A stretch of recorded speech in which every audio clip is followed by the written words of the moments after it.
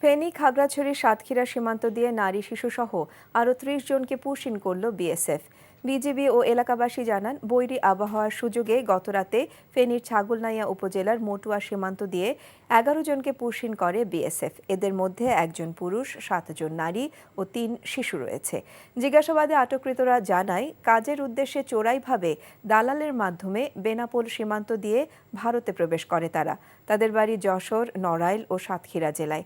আটককৃতদের স্থানীয় থানায় হস্তান্তর করা হয়েছে। অন্যদিকে ভোরে খাগড়াছড়ির মাটিরাঙ্গার তানাক্কাপাড়া সীমান্ত দিয়ে নারী ও শিশুসহ ১৩ জনকে পুশিন করেছে বিএসএফ। এদের মধ্যে ১২ জন নড়াইলের, ১ জন যশোরের বাসিন্দা। এছাড়া সাতক্ষীরা সদরের কুশখালী সীমান্ত দিয়ে নারী শিশুসহ ৬ জনকে বাংলাদেশে ঠেলে দিয়েছে ভারতীয় সীমান্তরক্ষী বাহিনী। বান্ডেল থাকলে প্রতি সেনমানিতে টাকা বাঁচবে। বিকাশ সেনমানি বান্ডেল কিনে জিতুন প্রতি লেনদেনে।